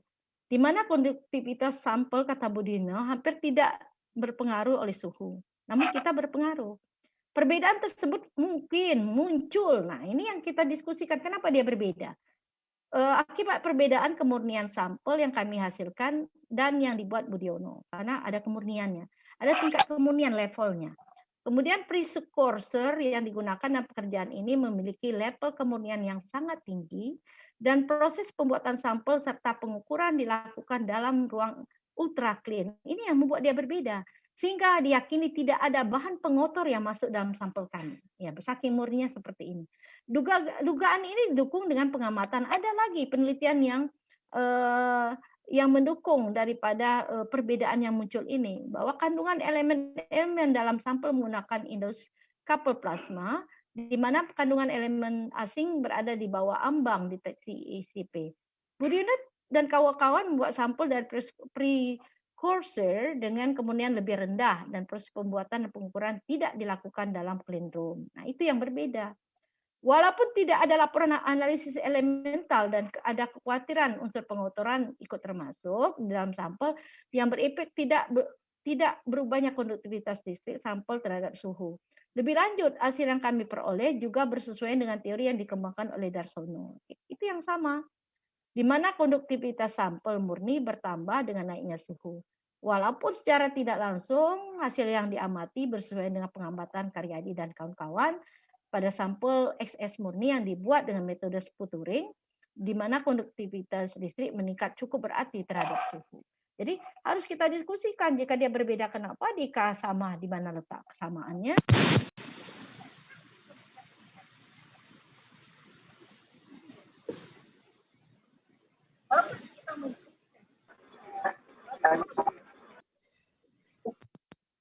Oke. Nah, ini contoh yang lain. Nah, kemudian bagian kesimpulan terakhir, sebelum ke referensi yang paling akhir. Apakah kesimpulan cukup menjawab tujuan penelitian? Itu yang kata saya tadi, bahwa bagian kesimpulan adalah penyimpulan dipertajam dengan temuan baru, dapat berupa teori, postulat, rumus, kaidah, metode, model, atau prototipe, atau yang setara. Simpulan harus ditunjang oleh data hasil penelitian yang cukup, yang menjawab tujuan penelitian. Artinya bukan hanya sebatas kita di bagian hasil, di bagian discussion atau pembahasan, diambil lagi paragraf itu dimasukkan ke kesimpulan. Tidak boleh begitu. Tetapi kita harus membuat postulat sendiri dari apa yang sudah digambarkan di dalam hasil dan juga pembahasan. Jadi itu. Kemudian untuk masalah referensi, ya kalau untuk pengakuan boleh dibuat begini ya, bahwa the study was supported by siapa, ya. Kalau dia dapat hibah penelitian dari mana, kalau dia penelitian sendiri bilang self funding, nah kemudian atau kolaborasi dengan dosen di tempat kampusnya atau yang bagaimana. Nah, yang terakhir adalah persoalan referensi. Nah, persoalan referensi ini jangan sampai mengambil referensi-referensi yang berasal dari referensi-referensi yang jadul itu. Yang kedua adalah hati-hati dalam pembuatan referensi. Ini kan seperti referensi ini kan masa sudah TW, udah K lagi X, nah kemudian X ini J, B. Nah, jadi harusnya kan A sampai Z ya, A to Z. Ya, dari A ke Z yang terakhir. Oke, kemudian jumlah referensi tadi yang sudah saya jelaskan 80% sampai dengan 85% dari jurnal bereputasi yang terbit 10 tahun terakhir. Dan rujukan ditemukan dalam jaringan online. Itu kenapa kita harus memanfaatkan pustaka online. Kemudian harus menggunakan manajemen referensi seperti Zotero, Mendeley, Report, atau EndNote. Nah, ini beberapa contoh kasus pengutipan yang tidak boleh dilakukan. Jadi itu ya, Adinda Darti yang bisa kita diskusikan. Kalau yang lain ini sudah kepada jurnal internasional, mungkin lain kali, lain webinar kita bisa jelaskan. Namun untuk kebutuhan kita sebagai pemula, artinya penulis pemula, maka 8 indikator. Ya, sekali lagi saya tekankan bahwa 8 indikator daripada kualitas artikel tadi harus kita patuhi. Mulai dari penulisan judul, pendahuluan, sampai kepada referensi. Oke, terima kasih. Jika masih ada yang perlu kita diskusikan, mari kita diskusikan. Dan saya sangat senang bisa berbagi dengan adik-adik semua, sehingga ini ada sesuatu yang bisa kita sama-sama lakukan untuk meningkatkan kualitas daripada publikasi yang ada. Mungkin itu ya Adinda Darti yang bisa disampaikan. Terima kasih. Billahi taufiq wal hidayah. Wassalamualaikum warahmatullahi wabarakatuh.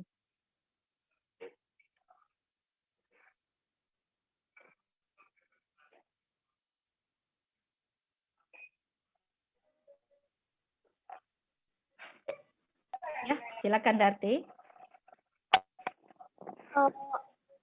Materi yang sangat luar biasa dari Ibu, saya sampai tidak tahu mau bicara apa karena saya saking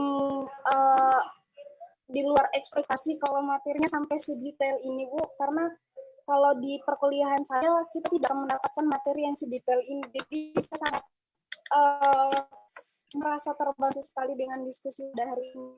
Jadi saya bukan ditanya juga siapa tahu dari teman-teman yang lain ada yang ingin memberikan pertanyaan kepada narasumber kita pada hari ini. Mumpung ada kesempatan, jadi silahkan yang ingin bertanya.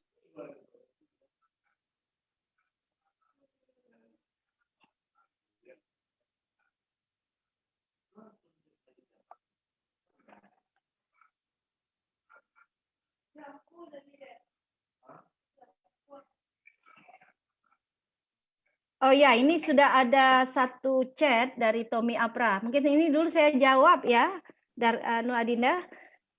Iya Bu, silakan. Ya, oke. Assalamualaikum, perkenalkan saya Tommy Apra Santosa dari UNP. Izin bertanya, bagaimana cara penulisan jurnal ilmiah dengan menggunakan literature review?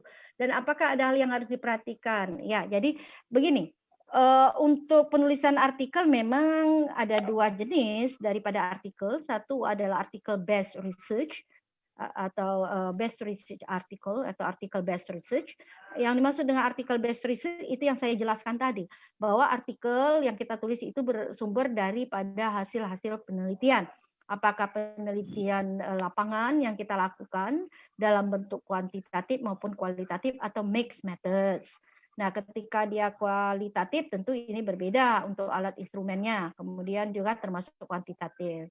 Nah, yang kedua adalah artikel konsep. Artinya artikel yang kita lakukan dari library research atau kajian kepustakaan. Jadi bukan tidak mungkin sebuah jurnal juga menerima daripada artikel konsep. Namun ingat, untuk artikel konsep ini bukan mudah. Karena yang membedakan dengan artikel, yang paling membedakan dengan artikel berasal dari penelitian adalah pada artikel konsep itu ya ada kedalaman daripada sumber bacaan yang harus kita mappingkan, yang harus kita petakan. Jadi satu artikel konsep itu kemungkinan ya ada yang 80 sumber rujukan, 60 sumber rujukan. Tapi kalau masih 20 itu belum tajam untuk menjadi sebuah artikel konsep. Jadi ada jurnal-jurnal internasional maupun jurnal-jurnal terakreditasi itu ya saya ada beberapa artikel konsep yang besok alhamdulillah sudah diterima di jurnal internasional pada saat ini tentang kekerasan terhadap perempuan. Itu kita menelusuri dari beberapa sumber bacaan sampai 80 lebih sumber bacaan. Dan kita masukkan berdasarkan indikator yang kita bahas terhadap posisi dari perempuan yang termarginalkan. Dan kita ambil beberapa hasil penelitian yang terjadi di belahan dunia sana, kemudian di Indonesia dan di Asia, kemudian termasuk kita mengakomodir beberapa teori feminisme di dalam sebuah artikel ini. Jadi Tommy Aprasantosa memang masih sangat memungkinkan bagi kita juga untuk melahirkan artikel konsep atau artikel berdasarkan kajian pustaka, tetapi kembali ingat harus ada ketajaman dalam penelusuran daripada referensi-referensi yang ada. Kemudian ini juga yang kedua dari Ratna Trijayanti. Bu, apakah boleh data yang sudah dipublish di proceeding bisa dimasukkan lagi di jurnal yang baru sebagai rujukan? Kalau rujukan boleh, tetapi yang tidak boleh itu adalah kita double publication. Double publication artinya kita sudah satu artikel sudah kita terbitkan di proceeding, kemudian artikel yang lain kita terbitkan di dalam jurnal. Maka itu yang dinamakan dengan autoplagiarisme. Jadi plagiat itu tidak hanya kita menduplikasi karya orang lain, tetapi karya kita itu kita terbitkan tidak hanya di dalam satu platform. Ya, kalau dalam kondisi ini dalam proceeding 1 dalam jurnal 1 berarti kita sudah melakukan autoplagiarisme terhadap karya kita sendiri. Ya, Rekna tolong dihindari itu. Ya, kalau yakinkan bahwa jika artikel ini sudah dipublikasikan di proceeding, jangan lagi dipublikasikan di jurnal. Jadi satu-satu kan, apalagi yang sudah berbasis online semua sekarang kan ada URL ketika dicek dengan Turnitin dengan perangkat similarity ya, ini dia akan terbaca dan akan menjadikan tingkat similarity-nya 100%. Kemudian ada dari Muhammad Anas Ma'arif. Salam Prof untuk penelitian sosial mengenai gaya selingkuh Imran. Apakah hasil dan diskusi dipisah atau digabung di langsung? Oke. Jadi untuk persoalan ini tergantung dengan gaya selingkuh jurnal. Itu kenapa ketika jadi begini adindaku semua, ketika ingin menetapkan satu artikel yang kita maunya menerbitkan di mana, biasakan mencari sumber rujukan itu. Saya tentu harus share screen dulu. Oke, di mana kita nih ya? Kita ini. Jadi kita carilah dulu cara mencarinya adalah di Sinta. Ya, jurnal-jurnal terakreditasi itu ada di Sinta. Sinta itu apa? Science and Technology Index. Nah, di dalam lamannya Sinta itu kan akan keluar seperti ini. Nah, sekarang ada di rumah-rumah di atas itu ada home, about, authors. Ya, kalau home itu berarti gambaran tentang cinta, about itu cerita tentang cinta, authors itu kita bisa menelusuri, adik-adik bisa menelusuri tentang siapa saya, tulisan saya di dalam authors ini. Kemudian subjeknya, berdasarkan subjek bisa kita juga menelusuri publikasi. Ya, ingin bidangnya apa, sains atau apa. Afiliasi ini bisa berdasarkan universitasnya. Kemudian search itu inilah dia, apakah kita ingin mencari jurnal, buku, EPR, research, atau pengabdian masyarakat. Nah, misalnya kalau ingin mencari jurnal, oke, maka kita klik jurnal, maka ini ada 5.148 jurnal yang sudah terakreditasi. Kemudian ini levelnya ada Sinta 1 yang paling tinggi, yang paling bagus, kemudian di bawahnya Sinta 2, Sinta 3, Sinta 4, Sinta 5, dan Sinta 6. Nah sekarang oke, saya mau menulis di Sinta 2 misalnya, yang kecil, yang di bawah Sinta 1. Kemudian bidangnya apa? Pendidikan misalnya. Maka saya tuliskan education. Sorry, kenapa ini? Ya, saya tulis di sini education atau pendidikan aja lah, bahasa Indonesia kita ya, pendidikan. Nah, maka akan keluar berapa buah ini? 56 jurnal di bidang pendidikan yang sudah terakreditasi Sita. Oke, sekarang dari jurnal ini saya maunya ke dinamika ilmu yang ada di Semarang. Oke, saya klik tadi lamannya, ini ada dinamika pendidikan, maka saya cari pada web sini. Ya, ini ada webnya. Oke, lambat ya. Berarti webnya jurnal pun kurang bagus ini. Nah, langsung masuk ke laman jurnal.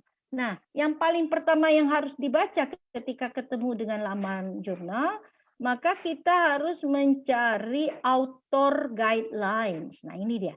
Kita klik author guideline. Inilah dia petunjuk bagi penulis. Nah, ini dibaca dan kita ikuti.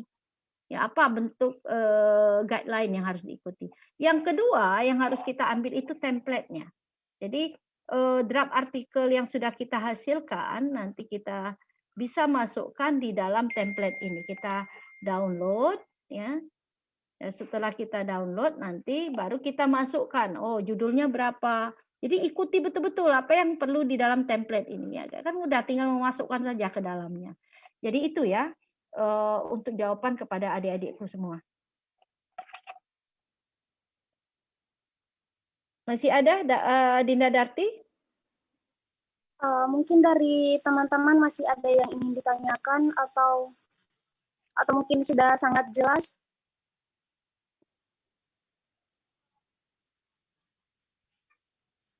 Sepertinya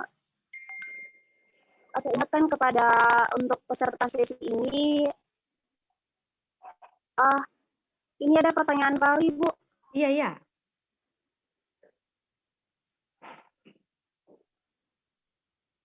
Maksudnya apa ini, Bu? Minta penjelasan lebih rinci terkait cara penulisan artikel ilmiah mengubahkan literatur review. Maksudnya apa ini? Dewi, Fatima Zahro. Mana dia? Maksudnya apa? Mana Dewi? Katanya menggunakan Ibu. Kalau literatur review itu untuk kajian-kajian pustaka itu kan sebenarnya tadi yang saya katakan, kita ingin menelusuri kajian-kajian pustaka. Jadi ada beberapa yang bisa kita lakukan, misalnya di DOAJ. Jadi di DOAJ itu adalah Directory of Open Journal of Access Journal. Kemudian kita klik, kita mau cari apa di sini. Ini kan ada 11.334 jurnal yang tanpa bayar, gratis. 15 dia memiliki 15.000 record jurnal. Tapi yang pengurangan itu berbayar.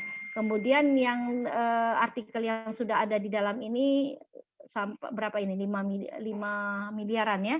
Nah, sekarang kita mau search-nya berdasarkan artikel misalnya, judul artikel. Nah, artikelnya tentang apa misalnya? Judul misalnya education. education. Nah, maka kita search, maka kajian-kajian literatur pada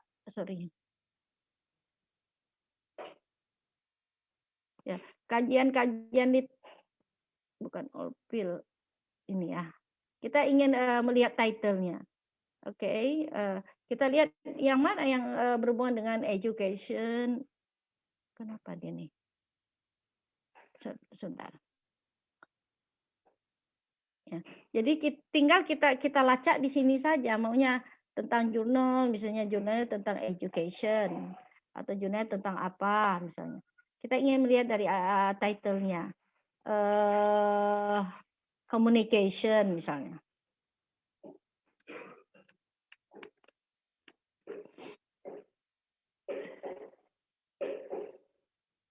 Oke, maka ada 61 yang sudah berhubungan dengan communication. Nanti tinggal kita klik, kemudian kita cari kira-kira apa saja bentuk-bentuk artikel-artikel yang ada di dalamnya.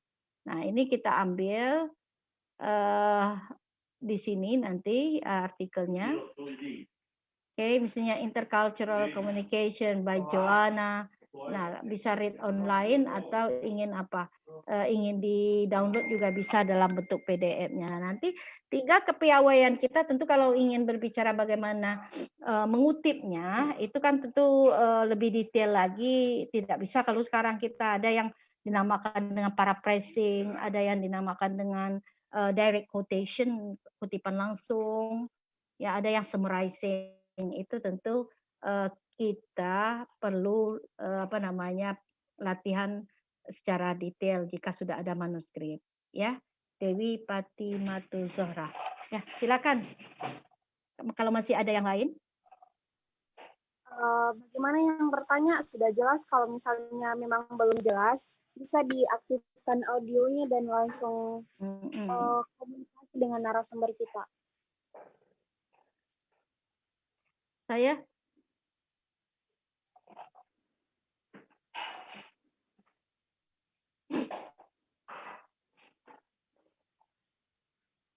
ini semuanya tergabung di mana ini sekarang? Ada di UNP, ada yang dari mana-mana ini. Ada arti? Kayaknya dari berbagai kampus deh, Bu. Oh, dari berbagai kampus. Ya, senang. Ini satu hal yang luar biasa ini yang dilakukan oleh adik-adik ini. Artinya bisa bersilaturahmi dengan teman-teman dari Sabang sampai Merauke.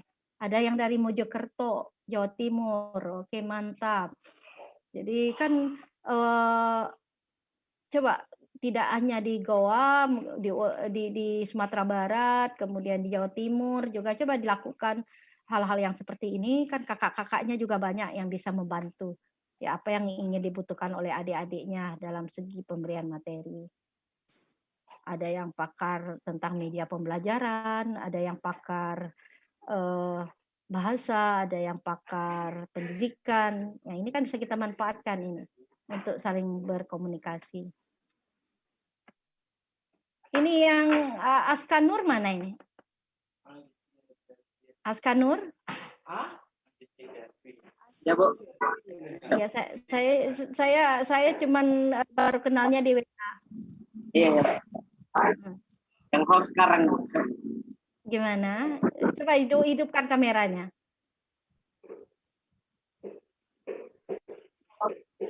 Enggak hidup ya? Oke. Ya, terima kasih yang sudah setia menghubungi saya. Iya, Bu. Sama-sama, Bu. Iya. Nanti di-share. Saya udah gabung kok ke Info PMI. PPT hari ini, Bu, bisa di-share nanti. Oh, boleh. Nanti saya share. Mau di-share sini ya? Bisa juga, Bu, tapi bisa juga di kontak saya langsung. Saya WA-kan aja sama Aska ya. Oke, nanti bisa dibagi kepada rekan-rekannya. Kalau si yang berasal dari Sumbar cuman Tommy saja ya?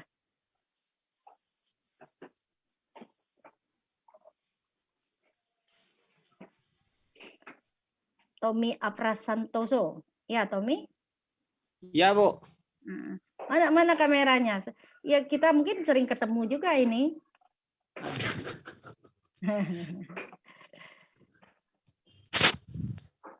Oke, kalau tidak ada lagi, terima kasih karena sudah bersama saya sore ini.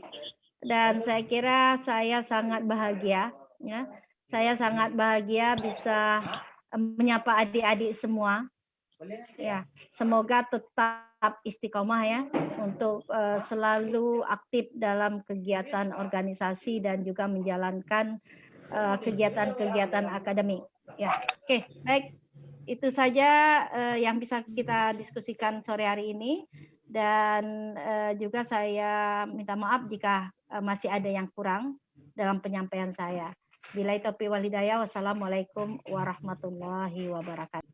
Waalaikumsalam warahmatullahi wabarakatuh.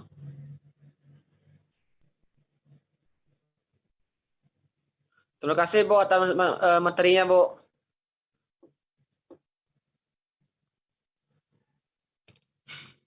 Sama, semoga nanti kita bisa juga kalau sudah tidak pandemi COVID, lain waktu bisa kita sharing bersama-sama di Sumatera Barat ya, Tommy.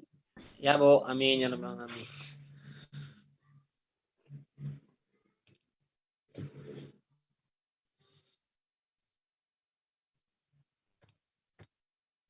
Dati moderator mana? Dari luar. Jadi mungkin karena sudah tidak ada yang ingin bertanya kepada Ibu, jadi mungkin sekian dulu dari diskusi. Literatur. Mungkin Ibu bisa kasih closing statement untuk diskusi kita pada hari ini. Sebagai closing statement untuk diskusi kita hari ini, bahwa jangan jangan berhenti untuk melahirkan ide-ide, jangan berhenti untuk menulis, karena kita ini bukan siapa-siapa. Orang akan tahu kita 1000 tahun lagi lewat tulisan kita. Nah, dengan banyak menulis, maka tentu karya-karya kita ini akan bisa bermanfaat bagi umat manusia, dan juga sampai nanti karya-karya kita ini bisa dibaca sampai kepada anak cucu kita. Kemudian yang kedua adalah tolong ikuti koridor-koridor akademik yang sudah saya sampaikan, termasuk kriteria-kriteria daripada penulisan artikel untuk kebutuhan submit ke jurnal nasional. Ya, sehingga nanti karya-karya adik-adik yang di HMI ini bisa kita baca, bisa kita lihat bahwa saya juga merupakan satu kebanggaan ya, bahwa saya memiliki adik-adik yang memiliki karya-karya yang luar biasa. Selalu bersama-sama ya dalam satu komitmen untuk selalu membangun Malibgai akademik di tubuh HMI dan juga menjalankan kegiatan-kegiatan sesuai dengan apa yang sudah menjadi cita-cita kita bersama. Mungkin itu ya, Darti. Terima kasih. Bu, sama-sama Bu. Jadi mungkin itu closing statement dari narasumber kita pada hari ini yang membawakan materi yang sangat luar biasa, menambah wawasan kita, pengetahuan kita mengenai penulisan artikel ilmiah atau jurnal. Jadi mungkin sekian dulu diskusi kita pada hari ini. Semoga apa yang telah Ibu sampaikan atau narasumber kita sampaikan dapat kita aplikasikan, implementasikan dalam kehidupan kita sehari-hari. Jadi kurang dan lebihnya mohon dimaafkan. Wassalamualaikum warahmatullahi wabarakatuh. Waalaikumsalam warahmatullahi wabarakatuh. Waalaikumsalam warahmatullahi wabarakatuh. Oke, izin lab ya. Di sana udah jam 6 ya? Ya, jam 5 Ibu, setengah 6 lah. Oh, setengah 6, oke. Baik, Assalamualaikum. Waalaikumsalam. Waalaikumsalam warahmatullahi wabarakatuh.